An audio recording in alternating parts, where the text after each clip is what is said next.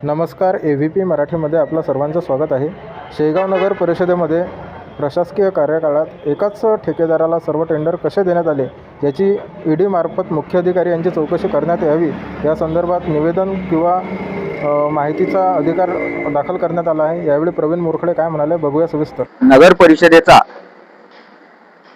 भ्रष्टाचार या विषयावर मी मागील 8 दिवसापासून लढा देत आहे आणि या नगर परिषदेमध्ये सर्वात भ्रष्ट अधिकारी कोणी असतील तर त्या या नगर परिषदेच्या मुख्याधिकारी सौ जयश्री काटकर.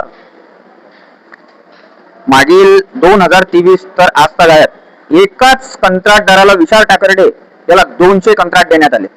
ते कसे कोणत्या नियमाने कोणाच्या कृपेने देण्यात आले याची सर्व माहिती आम्हाला देण्यात यावी. माहिती अधिकार आम्ही इथं सादर केलेला आहे. त्यानंतर या मॅडमवर ईडीची चौकशी बसवण्यात यावी अशी मागणी आम्ही राज्याचे कर्तव्य दक्ष लोकप्रिय मुख्यमंत्री श्री देवेंद्र फडणवीस यांना करत आहे व आम्हाला लवकरात लवकर न्याय न दिल्यास इथं कायद्यानंतर सर्व कायदेशीर प्रक्रिया करण्याकरता आमचे वकील साहेब श्री प्रथमेशजी माने हे 2 शब्द इथं आपल्याला सांगणार आहे.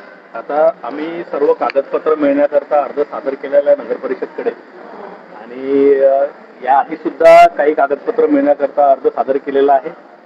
तर ते कागदपत्र वीज मुदतीत नगरपालिका देईल अशी अपेक्षा आम्ही व्यक्त करतो आणि ज्यावेळेस ते कागदपत्र आम्हाला मिळतील त्याचा सखोल अभ्यास करून पुढील जी कारवाई आहे ती उच्च न्यायालय नागपूर इथे आम्ही करू आणि त्यानुसार जे योग्य दालन आहे जिथे आम्हाला न्याय मिळेल तशा ठिकाणी आम्ही अर्ज सादर करून जे काही आपल्या नगरपालिकेत जो काही भ्रष्ट व्यवहार झालेला आहे त्याचा उलगडा पूर्णपणे व्हावा या दृष्टिकोनातून आम्ही काम करतो. आपण याआधी 2 ते 3 दिवसाआधी एक निवेदन दिलं होतं, तक्रार अर्ज दिला होता, त्याबद्दल काय सांगाल? तो कशा संदर्भात?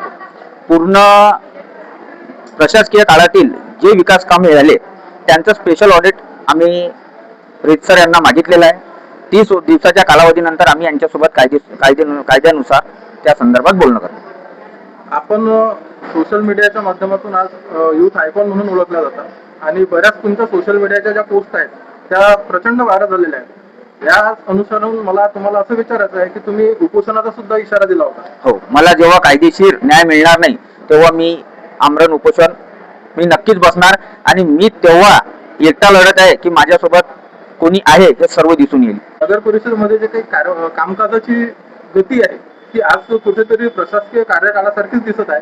निवडणुका होऊन किंवा सत्ता बसून बरेच दिवस झाले असले तरी प्रशासकीय कार्यकाळ असल्यासारखेच अधिकारी वागतात. यावर तुमचं काय मत आहे? इथं मुख्याधिकारी व बांधकाम अभियंता श्री नगरे साहेब हे आजही प्रशासकीय काळात वावरतात तसेच वावरत आहेत. यांना नगराध्यक्ष असो उपनगराध्यक्ष असो स्थायी सभा किंवा हे कोणाला कोणत्याच प्रकारचं महत्व देत नाही. आजही ते त्याच अविर्भावात वावरतात की जसं तोच प्रशासकीय काळ.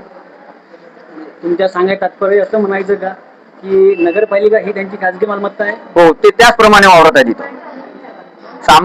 जर नगरसेवकासारख्या माणसाला इथं येऊन जर उद्रेक करावा लागतो तर सामान्य नागरिकाची काय परिस्थिती असेल हे तुम्ही समजून घ्या. तर आपल्या सोबत होते प्रवीण मोरखडे आणि आपण बघितलं की शेगाव नगरपालिकेचे जो काही कारभार आहे आणि जे काही प्रशासकीय कार्यकाळात झालेली कामं आहेत त्या संदर्भात खूप मोठा गदारोळ निर्माण झालेला आहे आणि ही लढाई आता प्रवीण मोरखडे यांनी स्वतः लढण्याचा निर्णय घेतलेला आहे आणि ते ही लढाई घेऊन पुढे जात असताना पुढच्या काय घडामोडी उठतील त्या आपल्या चॅनलच्या माध्यमातून आपण नक्कीच बघणार आहे. AVP मराठीसाठी विठ्ठल अवताडे, शेगाव.